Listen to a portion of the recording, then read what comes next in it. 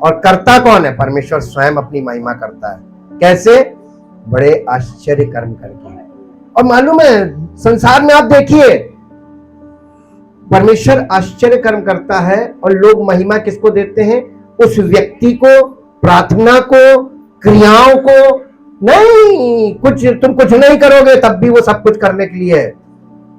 तुम करना बंद करोगे तो तुम्हारा विश्वास उस पर होगा कि उसने किया। जब तक तुम करते रहोगे तुम कहोगे मैंने ये किया इसलिए हुआ। हालेलुया। शारीरिक तौर पर निष्क्रिय होना बहुत मुश्किल बात है, लेकिन वो कर लेगा। वो ऐसी परिस्थितियों में ले जाके तुमको कहेगा कर, क्या कर सकता है। जब तुम कुछ नहीं करोगे तब कहेगा ले मैं करता हूं। हालेलुया। परमेश्वर की महिमा हो। आप लोग लगातार स्टडी में हैं, मुझे ऐसा लग रहा है, क्योंकि आप जब लगातार स्टडी में रहेंगे परमेश्वर आपको अपने आप को प्रकट करेगा। He is a self-existent God. वो अपने आप को स्वयं प्रकट करता है। मुझे स्वयं प्रकट करेगा, आपको भी स्वयं प्रकट करेगा। जैसे मैंने परमेश्वर के वचन में मन लगाया, पवित्र आत्मा की मार्गदर्शन में चलना शुरू किया, आप भी कीजिए। और देखिए जैसे वो मेरे जीवन के द्वारा कार्य करा, आपके जीवन के द्वारा भी करेगा। परमेश्वर किसी का पक्षपात नहीं करता। यही तो परमेश्वर की खास बात है। वो किसी व्यक्ति को विशेष नहीं बनाना मांगता, ना वो किसी स्थान को विशेष बनाना मांगता है, ना वो किसी दिन को विशेष बनाना मांगता है। वो विशेष आपको बनाना मांगता है, क्योंकि वो विशेष है। आपके जीवन से वो प्रकट होकर आपको विशेष बनाएगा। कभी आपने ये सोचा भी नहीं होगा कि परमेश्वर आपको एक विशेष व्यक्ति के रूप में प्रकट करना चाहता है। हालेलुया। और लोग स्थान पे कि यहां पे हो रहा है, एक व्यक्ति पे कि इसके द्वारा हो रहा है, इन चीजों में फंस गए। और ये बहुत बड़ा धोखा है। आप सब जगह जाके देख लीजिए, कुछ नहीं मिलेगा। ये मन का वहम होता है कि फलानी जगह पे ऐसा होता है, फलानी व्यक्ति के पास ऐसा, कहीं कुछ नहीं है। अगर होता तो आज दुनिया में त्राही त्राही ना मच रही होती। सब लोग धोखा दे रहे हैं, खड़े होके अपने आप को पहले देते हैं, उसके बाद लोगों को देते हैं, और लोग उनके बीच में जाकर अपने आप को खुशनसीब महसूस करते हैं। ये दुख की बात है। अगर परमेश्वर का वचन आपको नहीं समझ में आ रहा है तो आप परमेश्वर के वचन को समझिए, क्योंकि परमेश्वर अपने वचन के द्वारा ही आपको बात करेगा। वो व्यक्तियों के द्वारा बात नहीं करेगा, और व्यक्ति आपको घुमा देगा। परमेश्वर के वचन में चलेंगे, और जैसा कि कल आपको बताया मैंने, बहुत से लोगों के पास बहुत से सवाल भी खड़े हुए होंगे, और होने चाहिए। हमने यीशु मसीह से एक बात सीखी। बताऊं क्या सीखा? जो बहुत बुद्धिमान होता है, संसार का सबसे बुद्धिमान व्यक्ति, वो व्यक्ति आपसे आके जब सवाल करे तो उससे बात कैसे करनी है, ये मैंने यीशु मसीह से सीखा। उस जमाने के जो विद्वान लोग थे, जिन्हें कहते हैं शास्त्री और फरीसी, जो शास्त्र के बहुत जानकार, वो यीशु मसीह से जब आके बात करते थे। यीशु मसीह अनस्कूल्ड पर्सन था, कहीं किसी स्कूल नहीं गया, कोई ट्रेनिंग नहीं करी, कोई पढ़ाई नहीं की, कुछ नहीं, क्योंकि वो परमेश्वर स्वयं था, और परमेश्वर ज्ञान का स्रोत है। He is the source of knowledge and understanding। जब परमेश्वर मनुष्य के रूप में प्रकट हुआ, His name is Jesus Christ, और जब उससे शास्त्री आके बात करते थे तो वो शास्त्र से बात करते थे। यीशु मसीह जवाब शास्त्र से ही देता था। लेकिन जब यीशु मसीह से वो अपनी बुद्धि को या उसको टेस्ट करने के लिए जब कोई सवाल करते थे, तो मैंने यीशु मसीह से एक बात सीखी कि जब इस तरीके से, यानी रॉन्ग मोटिव से किया गया क्वेश्चन, उसको कैसे आंसर करना है। I learn from Jesus Christ. वहां पे लिखा हुआ है, यीशु मसीह से आकर शास्त्री फरीसी यीशु मसीह से आके कहने लगे कि तू किस अधिकार से कार्य करता है। उसने कहा इस बात का जवाब मैं तब दूंगा। अब इसको बोलते हैं काउंटर क्वेश्चन, यानी सवाल पर सवाल। तो यीशु मसीह ने जवाब नहीं दिया, He asked a question। उसने कहा मैं तुमसे एक सवाल पूछता हूं, अगर तुमने इसका जवाब दे दिया तो मैं तुम्हारे सवाल का जवाब दूंगा। How to counter the question without answering the question with the counter question। I learned this thing from Jesus Christ। Hallelujah। और मालूम है, ये पवित्र आत्मा के बिना हम नहीं कर सकते। He guides। We speak what he guides. हम अपनी बुद्धि से वो बातें नहीं कर सकते जो आप सुन रहे हैं, और ना ही अध्ययन से भी नहीं कर सकते। हम यहां पर अपने अध्ययन को भी जीरो करते, क्योंकि हमारा अध्ययन कुछ नहीं है। अध्ययन से ज्यादा इंपॉर्टेंट एक वर्ड है। सर्च कीजिए, सबके पास फोन होगा, गूगल में सर्च कीजिए, what is the meaning of observe. देख लीजिए, निकाल के मेरे साथ निकालिए, कुछ इंटरैक्शन हो जाए। ऑब्जर्व, OBSERVE, नोटिस और perceive something and register it as being significant. Hindi बता दो इसकी बेटा, होगी उसमें। किसी भी चीज को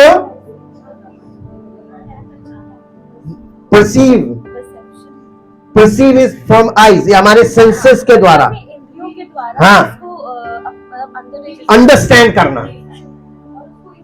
किसी चीज का निरीक्षण करना, अपनी इंद्रियों को इन्वॉल्व करके उसको अंडरस्टैंड करना, समझना, क्योंकि वो बहुत ही महत्वपूर्ण या सिग्निफिकेंट है, यानी बहुत उसमें कुछ छिपा हुआ है। Something is in that thing. वहां इसका सिम और मीनिंग होगी, और एक दो मीनिंग और निकालो ताकि इजी वालों के लिए भी हो। यहाँ पे बहुत से लोग बैठे हैं जो ये हैं, हाँ देखो, बहुत सही। किसी चीज को आप देख रहे हैं, जमाने से देखते चले आ रहे हैं, देखते जा, आपको उसमें कुछ नहीं दिखा, लेकिन किसी चीज को अचानक उस दिन आपने देखा, किसी ने आपको यानी बताया कि नहीं, आपने उसको ठीक से देखा नहीं, ठीक से देखो। जब आपने उसको ठीक से देखा, हाँ ये चीज तो हमने आज तक ध्यान ही नहीं दी, ऐसा तो हमने ध्यान ही नहीं दिया, तो इसका मतलब आप देख तो रहे थे लेकिन आपने ध्यान नहीं दिया, उसमें कुछ चीज आप देखना या उस पर ध्यान देना भूल गए। Something you missed. हालेलुया। क्या? Watch carefully, especially with attention to details or behavior for the purpose of arriving at a judgment। इसको हिंदी में कर दो बेटा, बहुत बढ़िया, सटीक। किसी भी चीज को बहुत ही ज्यादा, यानी उसको ऑब्जर्वेशन का मतलब यह कि आप उसको निरीक्षण कीजिए, ध्यान पूर्वक उसको परखिए, परीक्षण, हाँ, ताकि आप एक निष्कर्ष पे आप पहुंच सके। ऐसे देखिए कि आप उस बात को देखकर किसी निष्कर्ष पे पहुंचे। उसकी एक बारीक जो माइन्यूट डिटेल है, बारीकी को भी ध्यान दीजिए ताकि आप किसी निष्कर्ष तक पहुंच सके। आपको मैंने जो बताया कल मैंने आउटलाइन दी है द 7 फीस्ट। इसके बिना आपको न्यू टेस्टमेंट कभी नहीं समझ में आएगा। And New Testament is the plan of salvation from God to us. ये सीधा हमसे संबंध रखता है, लेकिन the plan of God is written or project to us in the language of God. Language भी परमेश्वर की है. Without the Holy Spirit we can't understand that language. और जब तक वो लैंग्वेज नहीं आपको क्लियर होगी तो आप माइन्यूट डिटेल तो दूर की बात है, आप उसके मेजर पॉइंट्स को भी नहीं ऑब्जर्व नहीं कर सकते. तो आपको अध्ययन से ज्यादा इंपॉर्टेंट है ऑब्जर्वेशन. ऑब्जर्वेशन आपको जो रोज दिया जाता है that is for the observation about the word of God. परमेश्वर के वचन के लिए आप ध्यान लगाएं कि उसमें कुछ स्पेशल है आपके लिए, वहां पे कुछ छिपा हुआ है जो मिस कर गए. बहुत लोग पीढ़ियां मिस कर गई, लेकिन हम मिस ना करने पाए. We don't miss the minute detail. और आज हम एक बहुत बारीक चीज को लेकर चलेंगे ताकि आपको फीस्ट और क्लियर हो जाए. हालेलुया. ये चेंज ओवर डे है, आपको मालूम है Sunday is the change over day. जो पिछले हफ्ते में आपको दिया गया और जो आगे दिया जाएगा उसको इंटरकनेक्ट करने का है, कनेक्शन डे है. हालेलुया. तो हम आज उस पॉइंट को देखेंगे. मेरे साथ निकालिए निर्गमन की पुस्तक, the second book of the Bible and the 3rd chapter उसका 3रा अध्याय, 3रा अध्याय और 3रे अध्याय का,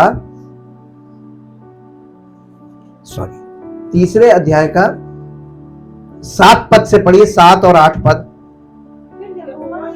फिर यहोवा ने कहा, मैंने अपनी प्रजा के लोग, ये यहूदी लोग हैं या इजरायली लोग हैं, अब्राहम के वंशज हैं जी, जो मिस्र में हैं, मिस्र दिखाता है सिंबॉलिकली वर्ल्ड, संसार में है, जो मिस्र में है, उनके दुख को निश्चय देखा है। सबसे पहली चीज यहां पर हमको यह पता चलती है कि आप कितने दुखी हैं, कोई देखे ना देखे, but God sees your sorrow, वो आपके दुख को देखता है जी। और उनकी जो चिल्लाहट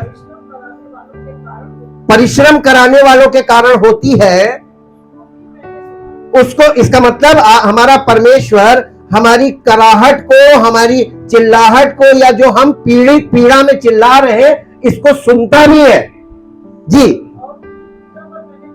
और उनके उस पीड़ा पर, उस पेन पर मैंने चित लगा, परमेश्वर हमारे दर्द को महसूस करता है जी। इसलिए परमेश्वर कह रहा है, अब मैं उतर आया हूं कि उन्हें मिस्रियों के वश से छुड़ाऊं और उस देश से, यानी मिस्र से निकालकर एक अच्छे और बड़े देश में, जिसमें दूध और मधु की धारा बहती है, अर्थात कनानी, हित्ती, एमोरी, परिज्जी, हिब्बी और यबूसी लोगों के स्थान में पहुंचाऊं। परमेश्वर हमको कहीं से निकाल कर और कहीं ले जाना मांगता है। इसका मतलब परमेश्वर हमको चाहता है कि हम परमेश्वर के साथ एक जर्नी करें, एक यात्रा करें। करेक्ट? इतना क्लियर हो गया ना? ठीक। अब इसका पढ़िए 18th वर्ष। कैसे होगा ये काम? यानी मूसा को उसने सब बताया कि तुम जाना, इजराइल के पुरनियों से बात करना, और वो मूसा ने कहा वो मेरी नहीं मानेंगे। कहने लगा नहीं, तुम जाना और उनसे बात करना, वो तुम्हारी मानेंगे। और कुछ पावरफुल चीजें बताई कि तुम ऐसा कहोगे, ये करोगे तो ये होगा, ये करोगे तो ये होगा, और वो तुम्हारी मानेंगे। फिर उसके बाद मूसा ने उस परमेश्वर के आश्चर्य कर्मों को जो उसने उसके हवाले किए थे, उसके साथ गया, उनसे बात की। और अब यहां पर वो बोल रहा है, और तू इजरायली पुरनियों को संग लेकर मिस्र के राजा के पास जाकर उससे यूं कहना, इब्रियों के परमेश्वर यहोवा से हम लोगों की भेंट हुई है, इसलिए नहीं, अब हमको 3 दिन के मार्ग पर, 3 दिन के मार्ग पर जंगल में जाने दे कि अपने परमेश्वर यहोवा को बलिदान चढ़ाएं। अब देखिए, ये वाली बात में अगर कोई सांसारिक व्यक्ति है तो वो कहेगा बलिदान चढ़ाने के लिए 3 दिन के मार्ग की क्या जरूरत है और जंगल की क्या जरूरत है? बलिदान चढ़ाना यहीं चढ़ाओ, जहां रहते हो वहीं चढ़ाओ, है ना? इलॉजिकल चीज लग रही ना? लेकिन परमेश्वर के वचन को भी लोग ऐसे ही हल्के में लेते हैं, क्या नहीं, ये सब ऐसे ही लिखा हुआ, इसका हमारे जीवन में कोई प्रभाव नहीं होगा। अभी आप गवाहियां सिर्फ सुन रहे हैं, अभी जुलाई में आप बड़ी परमेश्वर की बड़ी महिमा देखेंगे। विश्वास करके तो देखिए, जिसने विश्वास किया वो कभी लज्जित नहीं हुए। यहां पर भी अब ये गवाही है कि जिसने विश्वास किया, वाकई में विश्वास किया, लज्जित नहीं हुए। क्यों होंगे? अगर आपने परमेश्वर के वचन पर विश्वास किया है तो आपका लज्जित होने का मतलब परमेश्वर की महिमा नहीं है। परमेश्वर की महिमा तो आप जब लज्जित नहीं होंगे और गवाही देंगे तब परमेश्वर की महिमा होगी कि नहीं होगी? और वो महिमा का परमेश्वर है, तो वो ऐसा कभी होने ही नहीं देगा। Obey the voice of God, obey the word of God, obey with heart, दिल से माने उसको। और देखिए यहां पर उसने बोला कि वो 3 दिन के बाद, हम आज आपको जो माइन्यूट पॉइंट है वहां पर फोकस कराना मांगते हैं। What is the meaning of 3 days journey? 3 days journey, ये 3 डेज जर्नी अभी भी जारी है और ये शुरू होती है जंगल से। हमने आपको विल्डरनेस बताया, विल्डरनेस में जाना बहुत जरूरी है।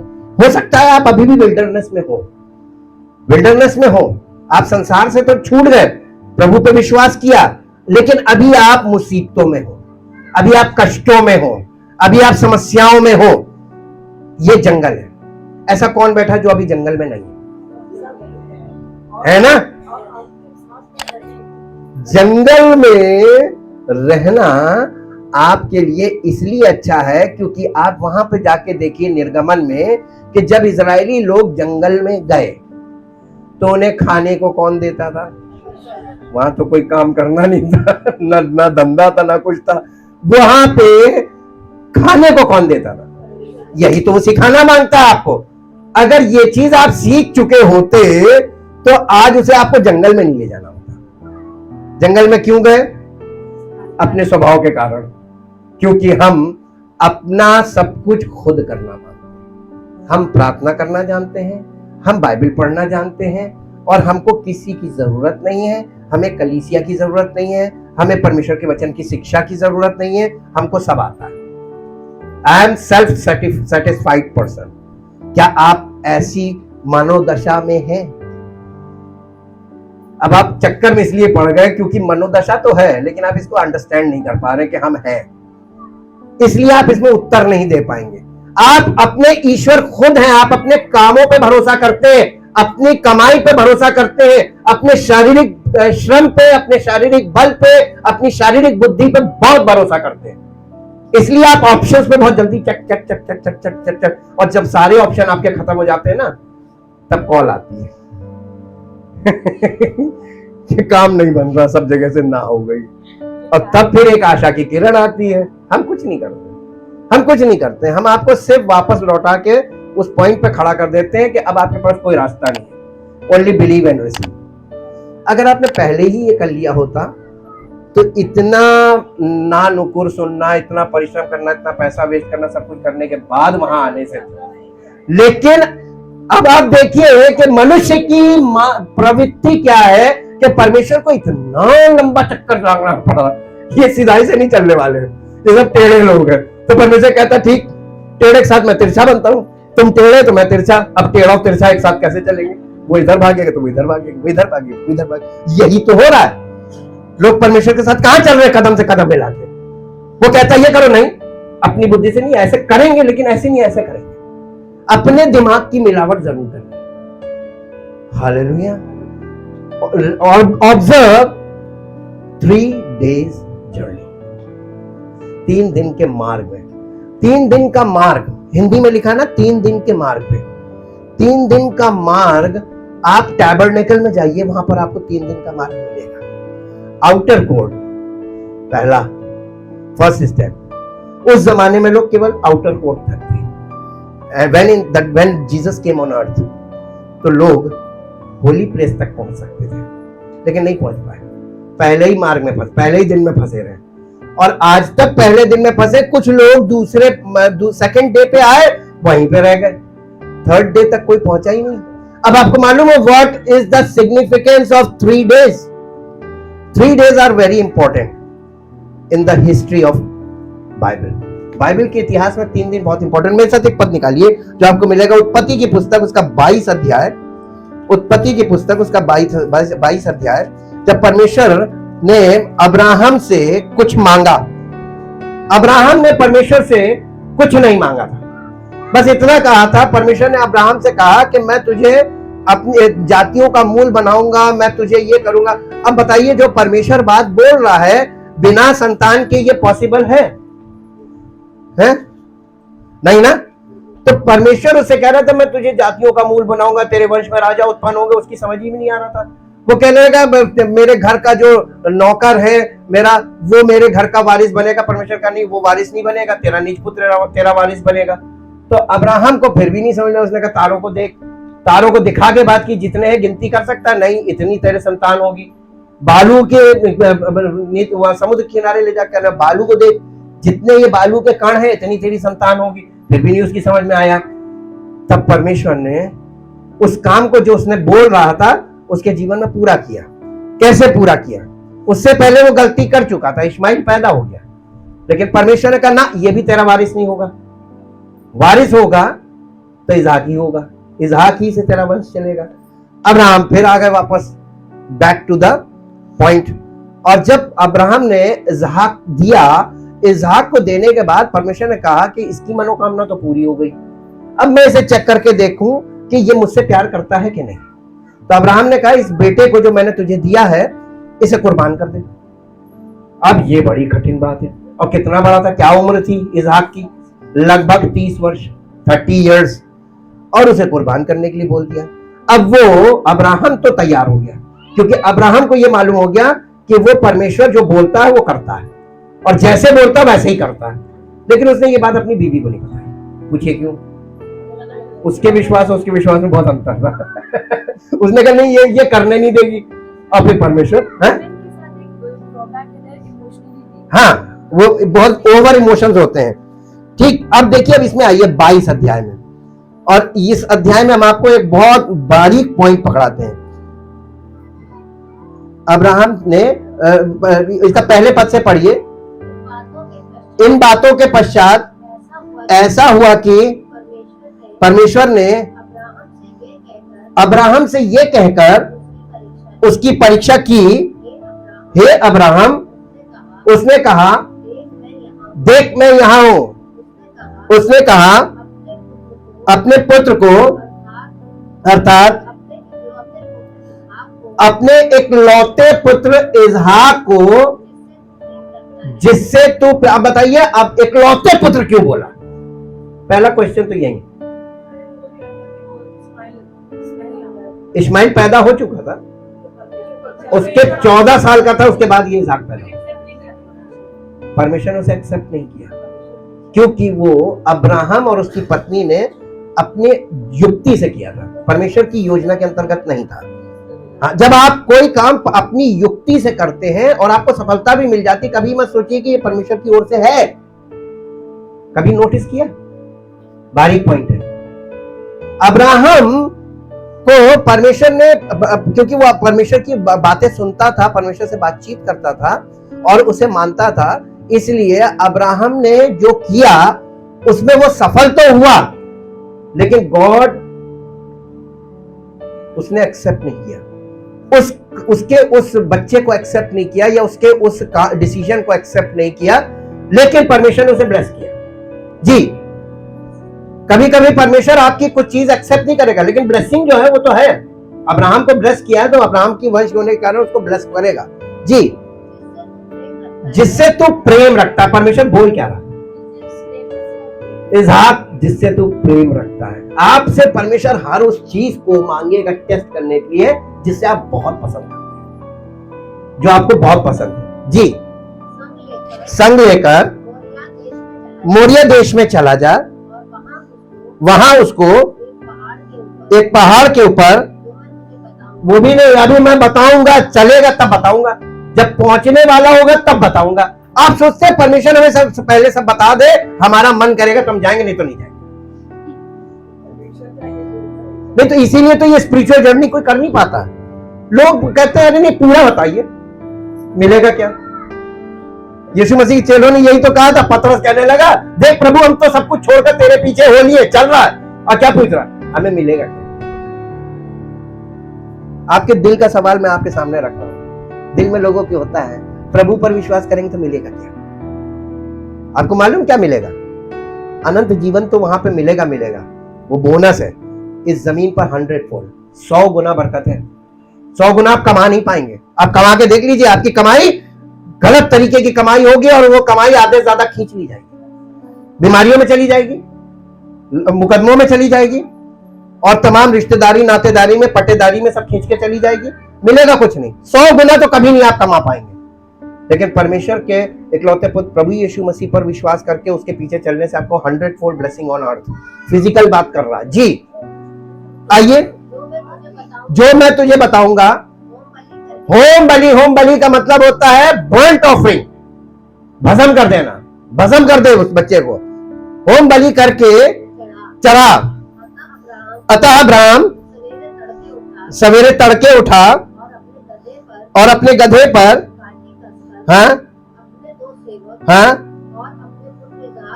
अपने 2 सेवक और अपने पुत्र इसहाक को संग लिया और होम बलि के लिए लकड़ी चीर ली, तब निकलकर उस स्थान की ओर चला जिसकी चर्चा परमेश्वर ने उससे की थी। 3 दिन आ गए। 3 days जर्नी देखी आपने, परमेश्वर की आवाज सुनी, एक्सेप्ट किया, फॉलो किया, and the 3rd day he arrived. तीसरे दिन वो वहां पहुंचा। देखिए 3 दिन आया ना, 3 days, very important and but very significant. बहुत बारीक पॉइंट है और इसके बिना आपको फीस्ट क्लियर ही नहीं होगा। जितने पॉइंट फीस्ट क्लियर होने के लिए होने उनको पहले आपको समझाना है, ताकि आप समझ पाए परमेश्वर आपको क्या कह रहा है, क्यों कह रहा है, और उसके अकॉर्डिंग आप करेंगे तभी आपको कुछ मिलेगा, वरना मिलेगा नहीं। कुश्ती लड़ते रहिए जी। तीसरे दिन अब्राहम ने आंखें उठाकर उस स्थान को दूर से देखा और उसने अपने सेवकों से कहा,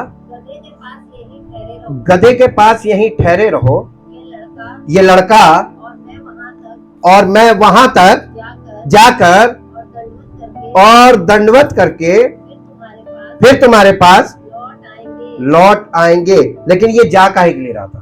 अपने लड़के को बर्न्ट ऑफरिंग भस्म करने के लिए। लेकिन क्या ऐसा पॉसिबल हुआ?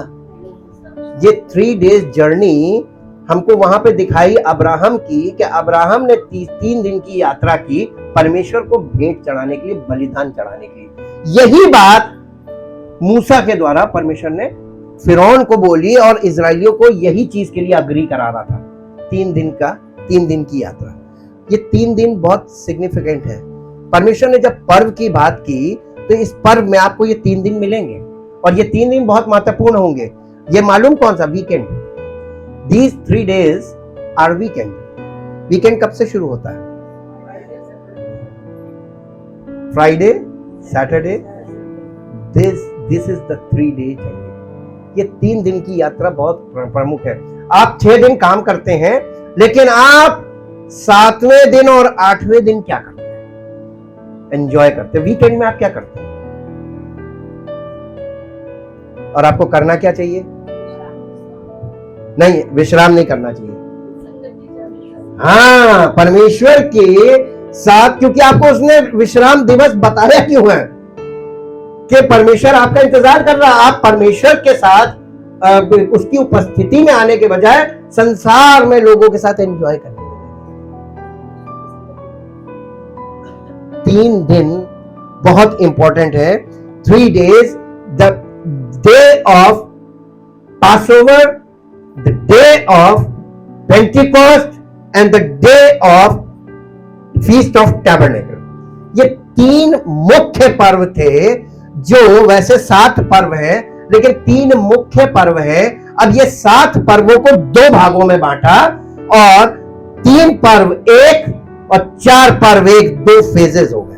ये जो 3 पर्व 1 हुए, ये है the salvation work of Jesus Christ, through Jesus Christ. परमेश्वर ने जो किया यीशु मसीह के द्वारा, वो ये 3 पर्वों में पूरा किया। यानी जो ईयर ऑफ द लॉर्ड है, उसमें जो फर्स्ट फेज है उस साल का, वो the work of salvation through Jesus Christ, और उसके बाद जो सेकंड फेज है उसी साल में, बीच में गैप आता है, वो है कि पूरी तरीके से जो उद्धार पाए हुए लोग हैं उनको परमेश्वर की महिमा उनके जीवन से प्रकट होना और परमेश्वर का राज्य यहां पृथ्वी पर इस्टेब्लिश होना। ये 2 फेजेस है, the first coming of Jesus Christ and the second coming. 2 coming है उसकी। तो पहली कमिंग जिस काम के लिए थी उसने कर दिया ना। क्या आप विश्वास करते हैं कि उसने उद्धार का काम कर दिया? लेकिन क्या आप वो काम आपके जीवन में पूरा हुआ? ये कठिन सवाल है। 3 दिन का आपने पूरी कर ली वो। यीशु मसीह ने 3 दिन में सब काम किया। ये साथ निकाल लीजिए, अब नए नियम में आ जाइए। मत्ती रचित सुसमाचार 16 अध्याय,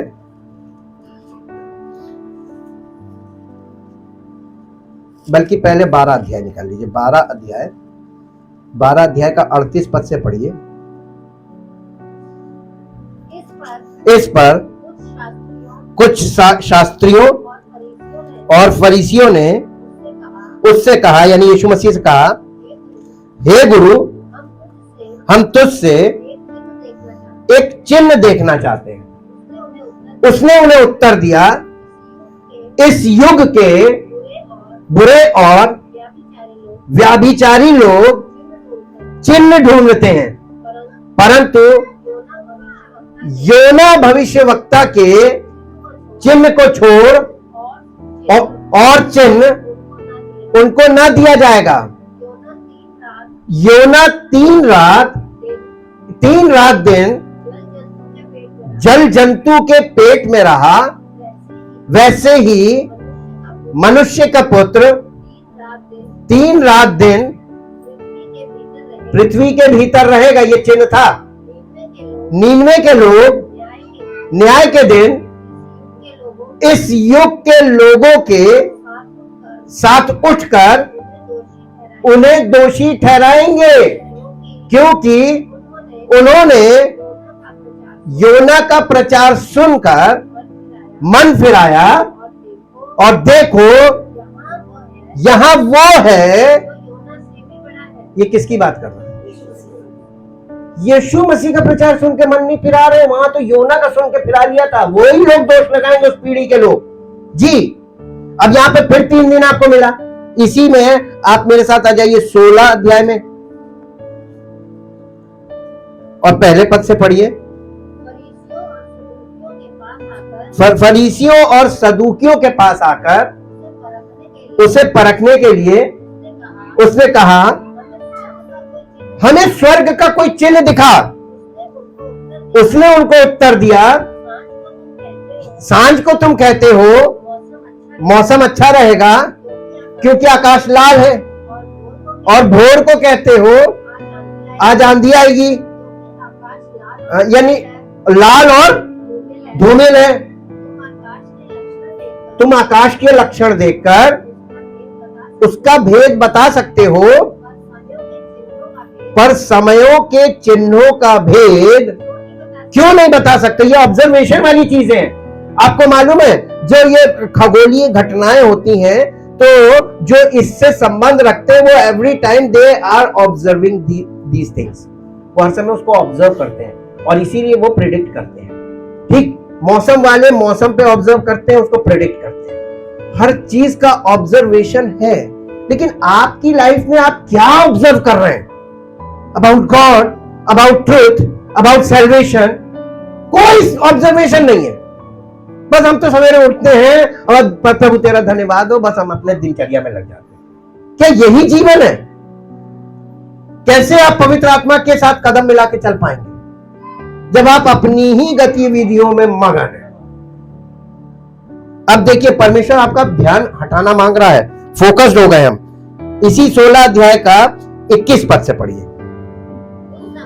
उस समय से यीशु अपने चेलों को बताने लगा, अवश्य है कि मैं यरूशलेम को जाऊं और पुरनियों और प्रधान याजकों और शास्त्रियों के हाथ से बहुत दुख उठाऊं और मार डाला जाऊं। और यीशु मसीह ने फिर 3 दिन लाके खड़े कर लिए। 3 दिन में मैं कुछ करने जा रहा हूं, 3 दिन में करूंगा, तीसरे दिन जी उठो।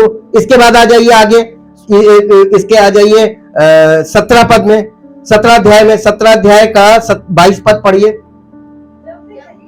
जब वे गलील में थे तो यीशु ने उनसे कहा, मनुष्य का पुत्र मनुष्यों के हाथ में पकड़वाया जाएगा, वे उसे मार डालेंगे और वो तीसरे दिन जी उठेगा। इस पर वे बहुत उदास हुए। इसके बाद और आगे आ जाइए, और आगे आएंगे तो आपको फिर मिलेगा। इसके 20 अध्याय का 17 पद, ऊपर हेडिंग पढ़ दीजिएगा। नहीं, हेडिंग में क्या लिखा है? अपनी मृत्यु के विषय में यीशु की अब 3rd टाइम, फिर 3, और यीशु की भविष्यवाणी जी। यीशु यरूशलेम को जाते हुए 12 चेलों को एकांत में ले गया और मार्ग में उनसे कहने लगा, देखो हम यरूशलेम को जाते हैं। कहां कह रहा है ये बात कहां बोल रहा है? नहीं, मार्ग में। हम बीच में आपका ऐसे ही मॉक टेस्ट करेंगे कि आप इसको समझ रहे हैं कि नहीं। यीशु मसीह कहां बातें कर रहा है उनसे? मार्ग में। आप कौन से मार्ग में हैं? If you are with Jesus on the way of salvation, वो आपसे बात करेगा। ठीक जी। और मनुष्य का पुत्र प्रधान याजकों और शास्त्रियों के हाथ पकड़वाया जाएगा और वे उसको घात के योग्य ठहराएंगे और उसको अन्य जातियों के हाथ सौंपेंगे कि वे उसे ठट्टों में उड़ाएं और कोड़े मारें और क्रूस पर चढ़ाएं, और वो तीसरे दिन जिलाया जाएगा। फिर 3 दिन पूरे हो गए। ठीक, अब हम आपको बताते हैं ये सब हम आपको क्यों बता रहे हैं। हम ये आपको इसलिए बता रहे हैं कि it is the first of the 4 so called perfect numbers. 4 perfect numbers हैं। पहला नंबर है 3। 3 इज द परफेक्ट नंबर। आप लोग नोट कर लीजिए, आपके पास तो ये चला जाएगा, आपके पास ये माइंड में होना चाहिए। 3 number is the perfect number for divine perfection. Divine perfection का नंबर है 3। इसके बाद सेकंड है 7। 7 is the number of perfection, लेकिन ये स्पिरिचुअल परफेक्शन है।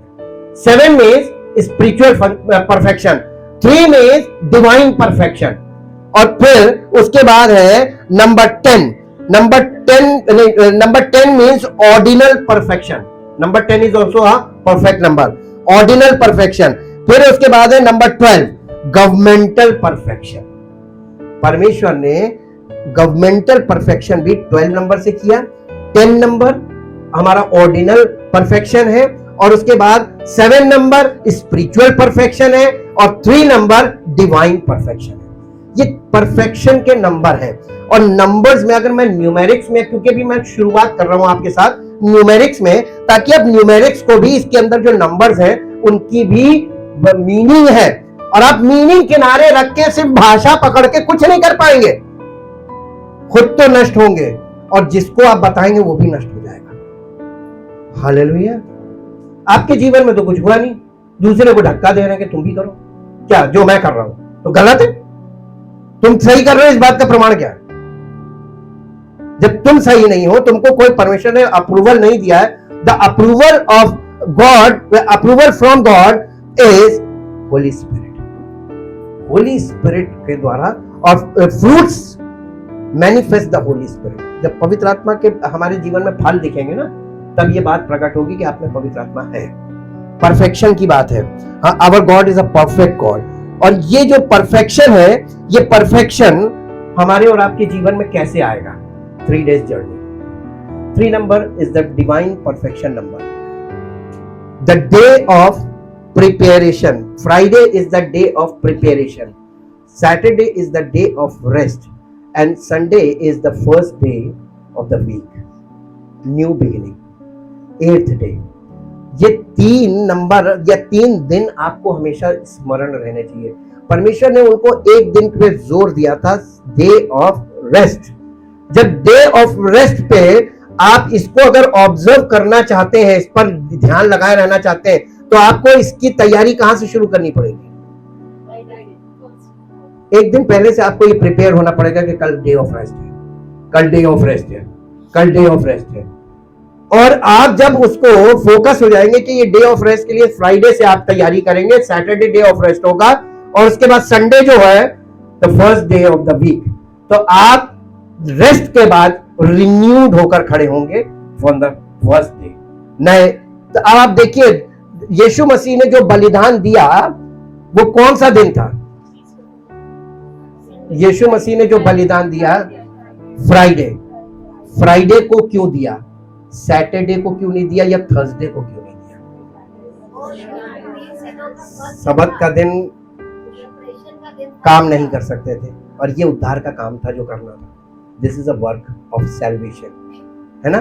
इसको वो सैटरडे कर नहीं सकता था, थर्सडे हो नहीं सकता था, क्योंकि उसको नेक्स्ट डे रेस्ट भी करना था, और रेस्ट से पहले ये काम करना था, फिर रेस्ट करना था, और फिर से रेजरेक्ट होकर नई सृष्टि के काम के लिए खड़े हो जाना था। बिल्कुल उसके पास टाइम एकदम उसकी एक एक क्षण उसके पास बिल्कुल एकदम काउंटेड था।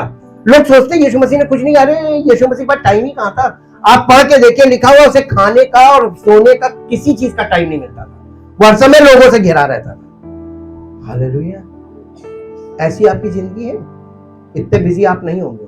और जब वो फ्री होता था तो पिता से आगे के लिए पूरा सब स्टेप्स लेता था, क्योंकि उसको वहां से पहले लेना था और फिर वो करना था। इसीलिए वो कह रहा था मैं अपनी ओर से कुछ नहीं कहता, जो कुछ पिता से सुनता हूं वही कहता हूं। तो उसने अपनी ओर से कुछ नहीं बोला, उसको बताया जाता था ये करना है, ये बोलना है, ये करना है। तो परमेश्वर का, यीशु मसीह का विरोध करके आप किसका विरोध कर रहे हैं? क्या आपको मालूम है कि आप परमेश्वर का विरोध कर रहे हैं? नहीं मालूम है। आप आज तक सफल क्यों नहीं हुए लाइफ में? क्योंकि आप परमेश्वर के विरोधी हैं। और परमेश्वर के विरोधी क्यों है? क्योंकि परमेश्वर ने जिसको भेजा हमारे लिए, उसी को आप उसी का विरोध करते हैं। क्या परमेश्वर ने कोई रिलीजन पकड़ा है लोगों को? शुरू से उठा देख लीजिए, कोई रिलीजन नहीं था। ये रिलीजन तो बाद में लोगों ने अपने अपने बिलीफ सिस्टम बना लिए कि मेरा ये विश्वास, मेरा ये विश्वास, और आज पहुंचे कहां? जितने लोग अलग अलग विश्वास कर रहे हैं वो कहां पहुंचे?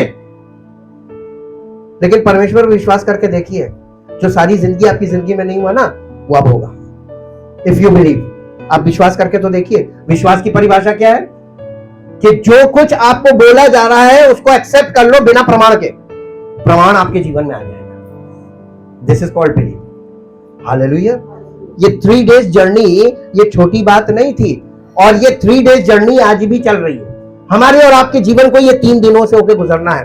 The day of pass over for Jesus Christ it is the day of crucifixion, but for us it is the day of redemption. हमारे लिए वो छुटकारे का दिन है। आप उसको क्रूसिफिक्शन उसका हुआ ऑन बिहाफ ऑफ मी, तो हमारे लिए क्या हुआ? The day of redemption. क्या आपकी जिंदगी में छुटकारा हुआ? आप यीशु मसीह पर विश्वास कीजिए, जिसने आपके पापों के लिए अपना प्राण दिया। आप जब उस पर विश्वास करेंगे तो आपको काहे से छुटकारा मिलेगा? पापों से छुटकारा मिलेगा। उसके बाद day of rest. Day of rest का मतलब अब आप कलीसिया में प्रभु की पवित्र आत्मा के द्वारा जो वचन दिए जा रहे हैं उनसे आपके जीवन में आपके भीतरी मनुष्यत्व को वो नया बना रहा है। ये डे ऑफ रेस्ट है। तब तक आप रेस्ट कीजिए, विश्राम कीजिए, जब तक आपको वो अंदर पूरी तरीके से रिन्यूड नहीं करता है। फिर उसके बाद आपकी जिंदगी में आएगा day of day of resurrection या रिन्यूअल। जब आप रिन्यूड लाइफ में खड़े होंगे और लोग कहेंगे यार ये तो बदल गया। नई सृष्टि, जो कोई मसीह में है वो नई सृष्टि है। लेकिन नई सृष्टि जब वो बनाएगा और आपको खड़ा करेगा, तब लोग कहेंगे कि ये नई सृष्टि है। आप नई सृष्टि बनना चाहते हैं?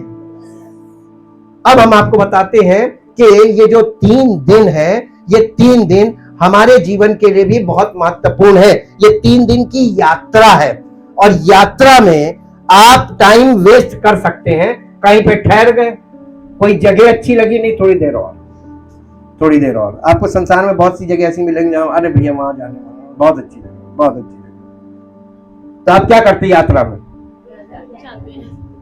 और अगर रिजर्वेशन किया होगा तो रुक भी नहीं सकते, तुम्हारी सीट गई।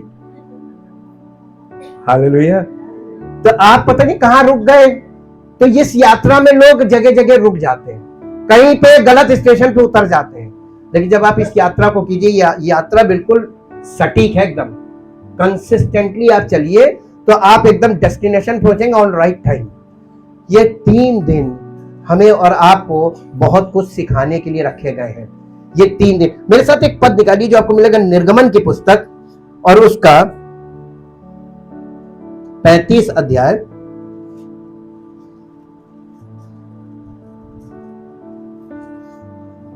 नहीं 35 अध्याय नहीं, इसका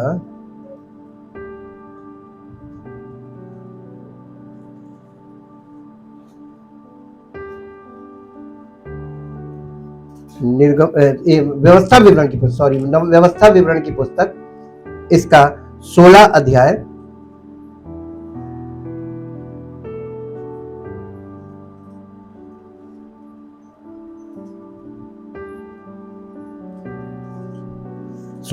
का पद है, 16 पद से पढ़िए। वर्ष में 3 बार अर्थात अख़मीरी रोटी के पर्व और सप्ताहों का पर्व। ये सप्ताहों का पर्व कौन सा है? अभी कल ही बताया मैंने, किसी ने नहीं दिया। सप्ताहों का पर्व, अरे कल मैंने गुणा भाग भी कराया था, किसी को याद नहीं। हाँ, ये कौन सा है? नए नियम में इसको क्या बोला गया है? पेंतेकोस्त का पर्व। अब फिर से पढ़िए। हाँ, डे ऑफ पेंटिकोस्ट, सप्ताहों का पर्व। अब फिर से पढ़िए। वर्ष में 3 बार अर्थात अख़मीरी रोटी के पर्व और सप्ताहों के पर्व और झोपड़ियों, ये सबसे लास्ट फीस्ट, सबसे लास्ट फीस्ट है जो कल हमने बताया। इन 3 पर्वों पर, इन तीनों पर्वों में तुम्हारे सब पुरुष अपने परमेश्वर यहोवा के सामने उस स्थान में जो वो चुन लेगा जाए, और देखो छूछे हाथ कैसे ना जाए। छूछे हाथ का मतलब क्या होता है? कैसे जाना था? तैयारी के साथ जाना था, भेंट लेके जाना था।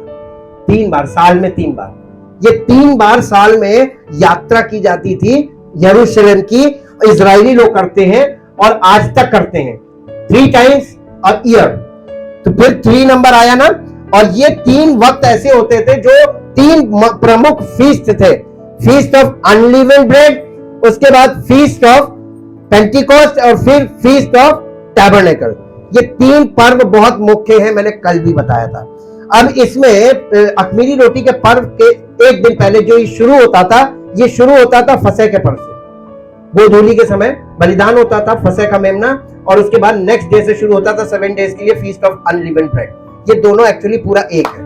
ये फीस्ट ऑफ पासओवर कह लीजिए, ये फीस्ट ऑफ पासओवर है, ये फसह का पर्व है, इसमें लोग आए, और उसके बाद पेंतेकोस्त में लोग आए जो 50 दिन बाद होगा, और उसके बाद उसके 9वें महीने में जो सबसे लास्ट वाला है वो फीस्ट ऑफ टैबरनेकल, उसमें आए। 3 टाइम हर पुरुष को वहां पर हाजिर होना था। और वहां पुरुष में मालूम क्या, 13 साल की उम्र का लड़के से लेके अबव सारे पुरुषों को वहां हाजिर होना था। महिला बच्चे ऑप्शनल, अगर वो ला सकते हो या वो आ सकते हैं, अलाउड है, मना नहीं है, लेकिन इनका आना बहुत जरूरी है। हालेलुया। अब आप इस चीज को देखिए, इसमें आ जाइए लेवी व्यवस्था की पुस्तक में 23 अध्याय,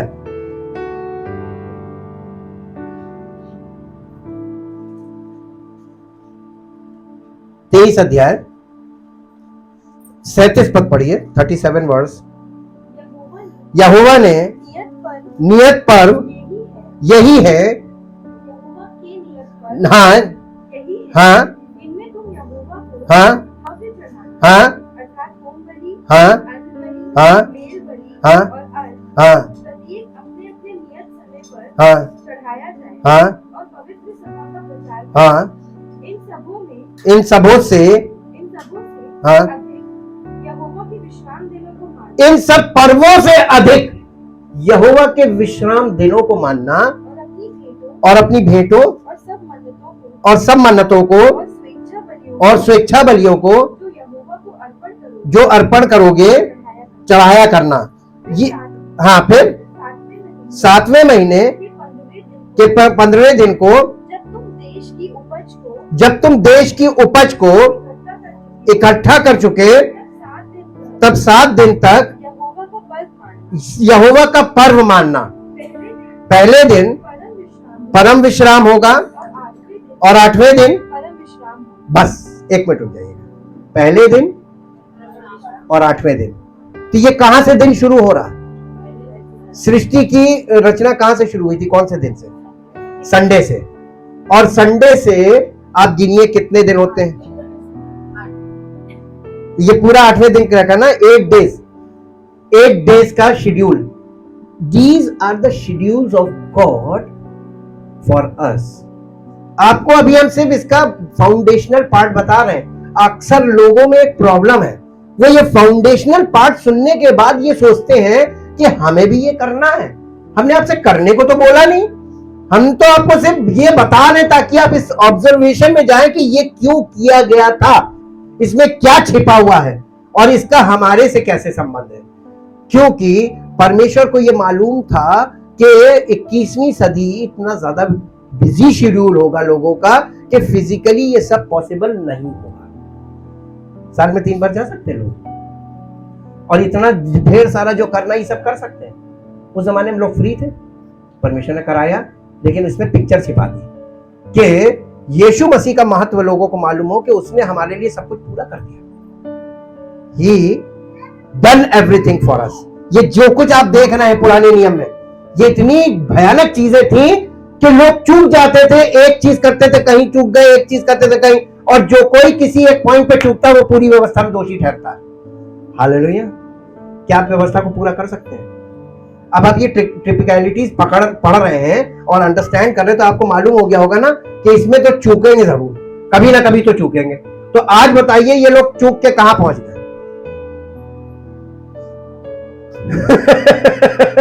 मिस द मार्क। आप चले तो इधर से थे कि हम दिल्ली जाएंगे, लेकिन आप पहुंच गए नेपाल। यह है दशा, डायरेक्शन ही भूल गए। हम आपको गुड न्यूज ये बताना मांगते हैं कि यीशु मसीह ने हम सब लोगों के लिए जो किया है वो हल्के में ना लें, बल्कि इतना धन्यवाद करें कि अगर हमें करना होता तो हम भी चूक गए, नहीं कर सकते थे। हार मान लो कि हम व्यवस्था के द्वारा परमेश्वर तक नहीं पहुंच पाएंगे। हम अपनी प्रार्थना के द्वारा, दुआ के द्वारा, अपनी क्रियाओं के द्वारा और अपने कुछ करने से अगर हम कर ले और कुछ हो जाए तो फिर परमेश्वर के वचन की, प्रभु यीशु मसीह की, उस बलिदान की, इन सब चीजों की कोई वैल्यू नहीं। और हम संसार में एक ही चीज देखते हैं, सब लोग अपनी भक्ति की शक्ति दिखा रहे हैं। कौन सी भक्ति और कौन सी शक्ति? किसकी भक्ति कर रहे हैं? उस भक्ति में क्या है जो आपको तसल्ली मिल रही है, आपके जीवन में आश्चर्य कर्म हो रहा है, छुटकारे हो रहे हैं, कुछ हो रहा है? वहां तो काम ही काम है भक्ति में। ये करो, ये करो, ये करो, ये करो, सुबह से लेकर रात तक करते रहो। हाँ, आपको परमेश्वर ने छुटकारा दिया काहे से?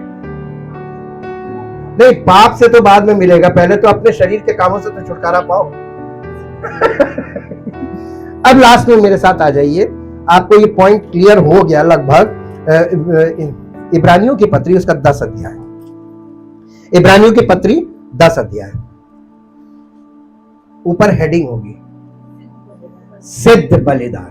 जी, हमने आपको बलिदानों के 5 बलिदान बताए। यीशु मसीह ने वो 5 बलिदान जो पुराने नियम में बताए जा रहे थे डिटेल बताया, और बताया कि वो सब उसने पूरा कर दिया। तो हमने आपको बताया क्यों कि ये था जिसे हम कर नहीं सकते, जिन्हें दिया गया था वो नहीं कर पाए, हम कैसे करेंगे, और उसे किसने पूरा कर दिया। तो अब हमें क्या करना है? उस बलिदान को जो उसने किया है उस पर विश्वास करना है। सिद्ध बलिदान पर विश्वास करो। जी, क्योंकि व्यवस्था जिसमें आने वाली अच्छी वस्तुओं का, ये व्यवस्था जो हम आपको बता रहे हैं इसमें आने वाली अच्छी वस्तुओं का, इसका मतलब व्यवस्था गलत नहीं है। वहां पर कुछ छिपा हुआ है, प्रतिबिंब वहां पे छाया है। पहले छाया देखो और फिर आके असली देखो, ताकि तुमको पता चले कि छाया जिसकी है वही है कि कोई और है। गलत को ना देख लेना, क्योंकि जो छाया होती है वो छाया में यानी फेस क्लियर नहीं होता। आप लोगों के पास कागज का नोट होगा, नहीं है? सबके पास है ना? उसको घर में जाके देखिएगा, मांग नहीं रहे हम, आप डरिए नहीं, हम आपसे मांग नहीं रहे। वो उसको घर में जाके देखिएगा, उसका जो वो व्हाइट वाला पार्ट होता है सब वाटर मार्क होता है। लाइट के सामने ऐसे करके देखिएगा, उसमें किसी की चित्र है, इमेज आती है। That is also called shadow. वो शैडो है। वो शैडो किसकी है? आपको कैसे मालूम? महात्मा गांधी की है? नहीं, किसी फॉरेनर को दिखाओ तो वो जल्दी बता ही नहीं पाएगा किसकी है।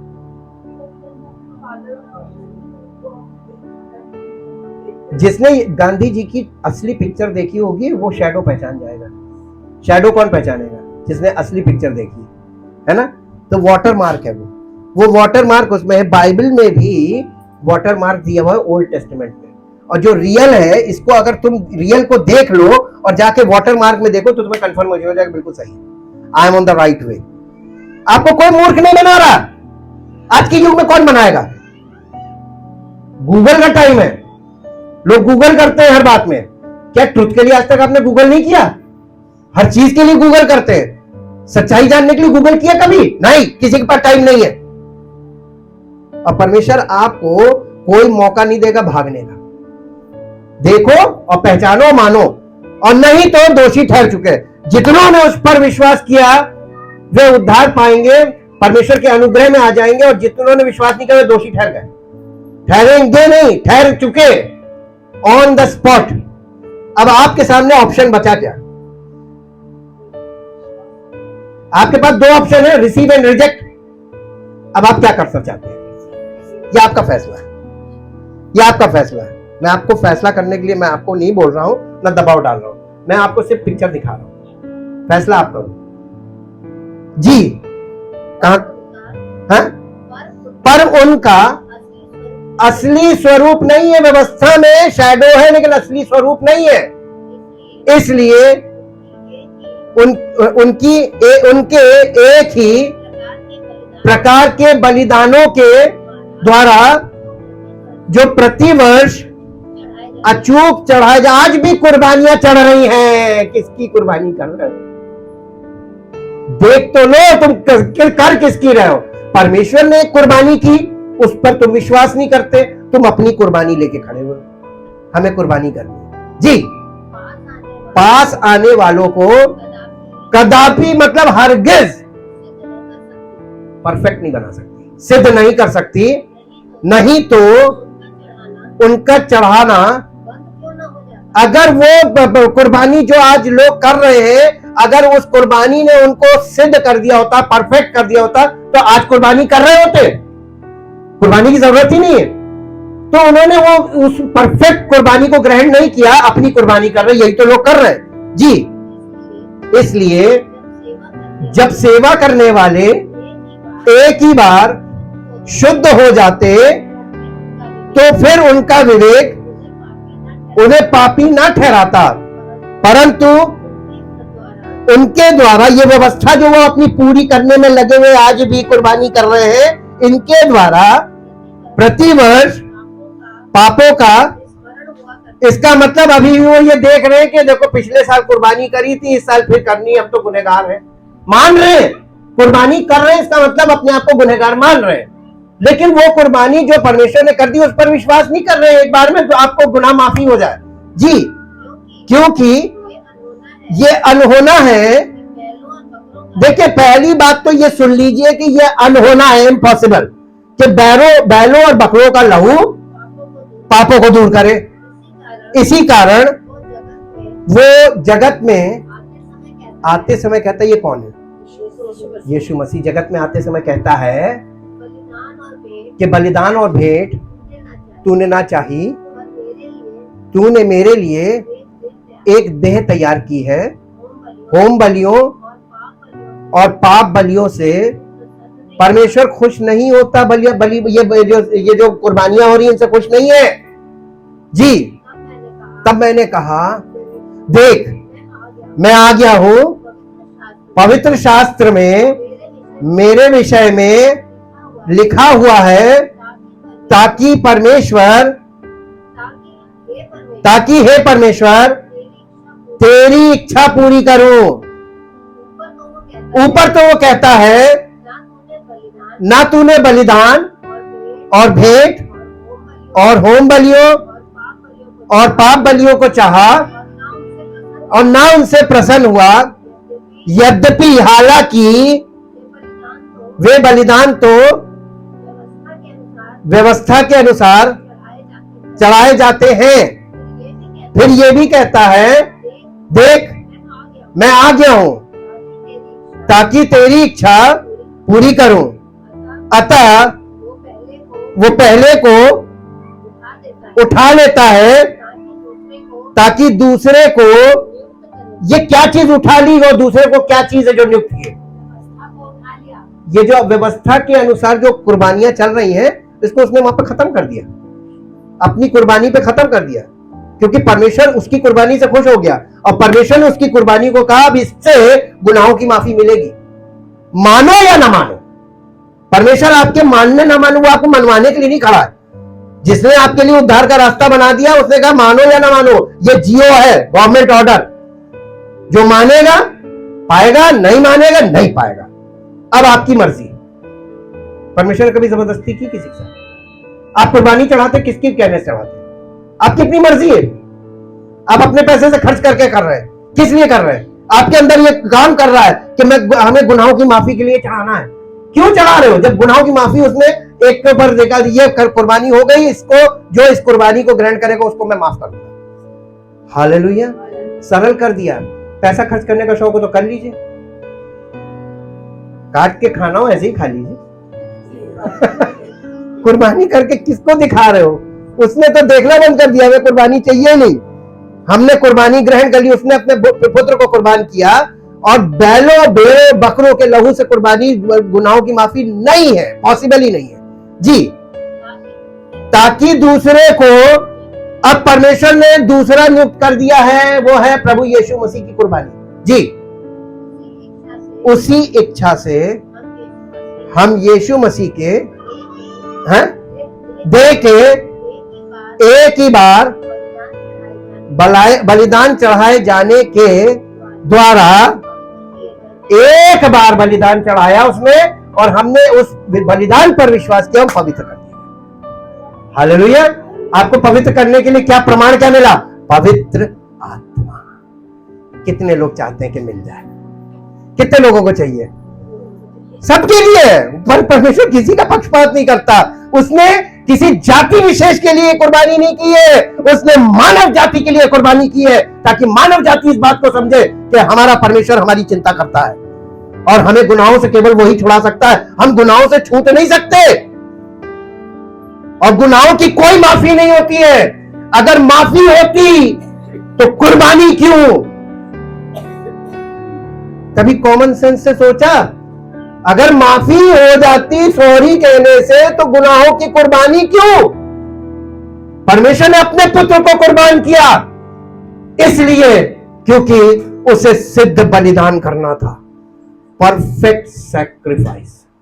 और वो परफेक्ट सैक्रिफाइस बैलों भेड़ों बकरों से नहीं हो सकता था, उसके लिए एक व्यक्ति चाहिए था। आदम के द्वारा मृत्यु आई है तो आदम के द्वारा ही पुनरुत्थान होना है। ये कॉन्सेप्ट लोगों के पास नहीं है, क्योंकि वो रिलीजन के कॉन्सेप्ट में आ गए। हालेलुया। और परमेश्वर ने मानव जाति को सब कुछ सिखाने के लिए पूरा वचन दिया। पूरी बात समझना। अगर आप तसल्ली से बहुत लास्ट में विश्वास करना मांगते हैं, दुर्घटना से देर भली। गलत विश्वास करने से अच्छा तुरंत विश्वास मत करो। तुरंत विश्वास गलत होता है। विश्वास करने के लिए समय लो, स्टडी करो, पूरा समझो, और जब तक दूध का दूध और पानी का पानी ना हो जाए तब तक विश्वास मत करो। हालेलुया। मैं आपको यही समझा रहा हूं। दुनिया में आप सबकी बात चट से सुनते हो, भाग चलते हैं कि तुम्हें ये मिलेगा, तुम्हें वो मिलेगा, मेरे साथ चलो, मैं ये करो। सब कुछ झूठ है। जब तक तुम पूरी तरीके से अंडरस्टैंड ना करो, विश्वास मत करो। इसलिए परमेश्वर आपको पूरा समय देता है। ये जो हम लोगों को डे ऑफ रेस्ट है, ये इसलिए दिया गया है ताकि तुम परमेश्वर के वचन को अच्छी तरीके से समझ जाओ, उसकी योजनाओं को समझ जाओ, उसके काम करने के ढंग को, और उसने हमारे लिए क्या रखा है, ये सब पूरा समझ के तब विश्वास करो, और तब अपने विश्वास का अंगीकार करो। लेकिन एक बार करो और परमानेंट करो, लेकिन सच्चा विश्वास हो। हालेलुया। परमेश्वर सच्चे विश्वास करने वालों को जिंदगी बदल के अपनी महिमा करता है। क्या तुम चाहते हो तुम्हारे जीवन से वो महिमा करे? वो करेगा। अपनी पवित्र आत्मा उसने इसीलिए दी है। कुर्बानी आपको माफी दिलाती है। यीशु मसीह की कुर्बानी से माफी मिलेगी। अगर आप यीशु मसीह पर, उस कुर्बानी पर विश्वास करते हो, मेरे पापों के लिए मारा गया, तो परमेश्वर आपके गुनाहों को माफ करता है। लेकिन ये माफी सिर्फ आपको इसलिए दी जा रही है क्योंकि माफी का मतलब है एक चांस, आपको एक मौका दे रहा है कि ये लो पवित्र आत्मा, अब तुम पवित्र आत्मा के अनुसार जीवन व्यतीत करना, नहीं तो अगर दोबारा हुआ तो माफी नहीं है। और इसीलिए जो लोग गुनाह यानी इस यीशु मसीह पर विश्वास करके और फिर संसारिक जीवन में चले जाते, वो उन्होंने अपनी माफी खो दी। जैसे आप किसी गुनाह में पकड़े जाते हैं और गिरफ्तार होते हैं, फिर आपकी जमानत होती है। जमानत का एक वो है ना, कोई आपकी जमानत लेता है ना, तो ये जमानत क्या है? आपको सिर्फ छोड़ा गया है लेकिन अभी दोष मुक्त नहीं हुए, आप हैं आरोपी, है ना। ऐसे ही परमेश्वर ने उसके गुनाहों पर विश्वास, उसके जो यीशु मसीह ने हमारे लिए बलिदान दिया है उस पर विश्वास करने के कारण हमें माफी दी है, यानी छोड़ा है, जमानत दी है। यीशु मसीह ने हमारी जमानत ली है, लेकिन उसने जमानत लिया, उसके बाद दोबारा हम वही जिंदगी गुजारे जैसे पहले थे। तो क्या दोबारा हमको छुटकारा मिलेगा? जब कोई व्यक्ति दोबारा जेल जाता है ना, उसकी जमानत जिसने ली वो अपनी जमानत कैंसिल करा देता, फिर उसकी कोई जमानत नहीं देता। क्या आप ऐसा जीवन तो नहीं जी रहे हैं? कई बार लोग यीशु मसीह का अंगीकार कर लेते हैं कि हम उस पर विश्वास करते हैं, लेकिन सांसारिक जीवन में है, और आप सांसारिक जीवन में हैं, आपने अपनी जमानत खो दी।